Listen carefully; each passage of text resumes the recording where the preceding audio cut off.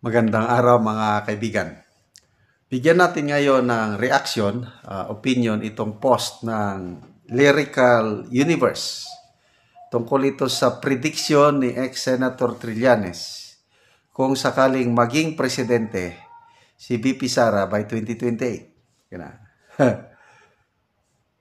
Ito, sabi niya, remember, with Pulong, gagawin niyang speaker yan. Si Baste, nakita nyo yung pagkasanggano na yun?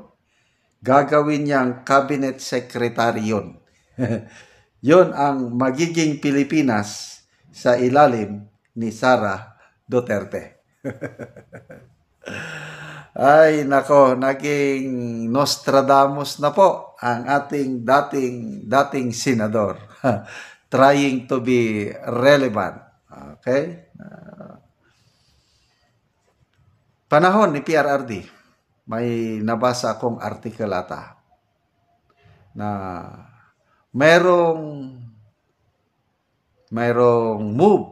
plano sa Kamara na gagawin nilang Speaker of the House si Congressman Pulong Duterte. Nung nalaman yun ni PRRD, nagsabi siya kagad, no way, hindi ako papayag. Yan ang sabi ni Tatay Digong. Kaya tignan nyo, panahon ni Tatay Digong, si Congressman Pulong, simple lang siya na kongresista. Hindi siya masyadong pumapil. Kaya sino ang mga naging Speaker of the House? Yan, Pantaleon Alvarez. Mamaya, pinalitan siya ni mga nauna pala, Pantaleon Alvarez, then Gloria Macapagal-Arroyo. Yan, nagpalitan sila. Kaya, Congressman Pulong, wala. Simple lang.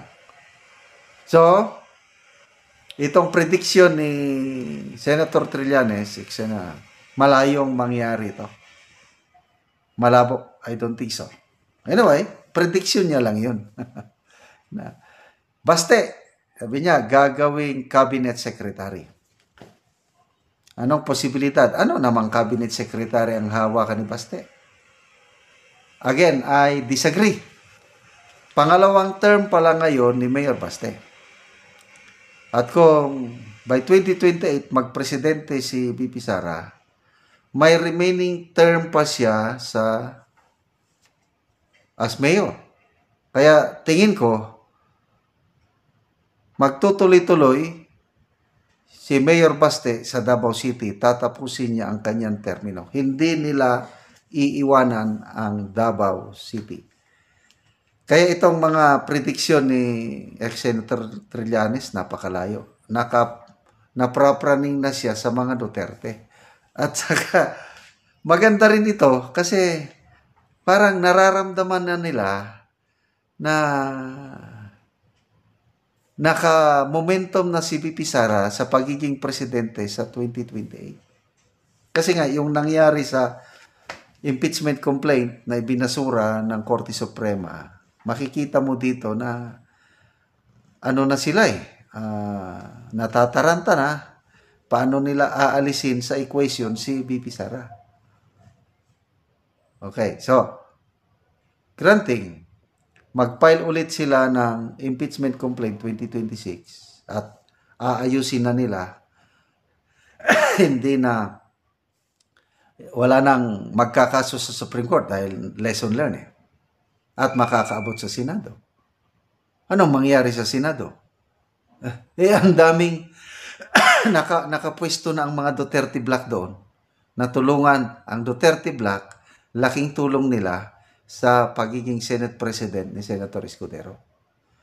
So, maganda na yung samahan na mga dating Escudero Black at Duterte Black nagsama na. Sino mga loyalista ni Escudero? Alan Peter Cayetano, si Jingo Estrada, Joel Villanueva. Ito puros mga nakikita ko buong-buo ngayon ang mga senador na susuporta kay BP Sara. Kaya kahit every year pa sila na magsampa ng impeachment complaint, hindi yan makakalusot sa Senado dahil siguradong maa-acquit palagi si BP Sara kahit every year, 2026, 2027, wala talaga. Manigas na lang sila. Kaya ito na, itong ganitong prediction ni si ex-Senator Trillanes, it means na they're now preparing themselves for a Sara Duterte presidency. So anong mangyayari pag upo niya? Isa ang nakikita ko dito, si General Torre. siya ang number 1 na hahabulin itong pinagdaanan ngayon ng mga Duterte, yung nangyari lalo na kung knock on wood, wala sanang masamang mangyari kay PRRD. Kung hindi pa siya makabalik sa Pilipinas by 2028, nandun lang siya, talagang ang humanda ng maigi, yan si General Torre. Yung mga na-involve sa pagkidnap, General Marbil, yung si Secretary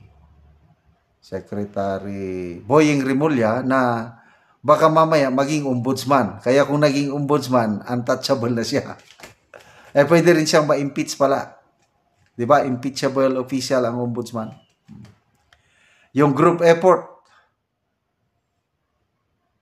Secretary John Vic Rimulya, Secretary Anyo, Secretary Gibo Chodoro. Ayan yung mga But I'm sure kung mananalo si BP Sara, ibalanse niya yung paghahabol sa mga ng alipusta nagpahirap sa kanila at saka yung pagsiservisyo sa taong bayan. Naniniwala ko, nagdarasal ako everyday na itong mga Duterte is makabalik sa pwesto. Kasi naramdaman ko mismo yung tapang, malasakit, pagmamahal nila sa bayang Pilipinas. Kaya sa ngayon, unstoppable si BP Sara on her journey na maging presidente sa 2028. Kaya ito, nagpre-predict na sina ex-Senator Trillanes. Okay, salamat mga kaibigan sa inyong pagsubaybay sa ating channel. Nakakatulong kayo ng malaki sa tribong Talaandig ng Bukidnon. Dahil ang sweldo natin sa channel na ito is pantulong natin sa tribo. Namimigay tayo ngayon ng mga libreng yero at pako para makapagpatayo sila ng mas maayos na tirahan. Panoorin nyo ang video na ito. Abot na gid ang yero. Ihatag kang anti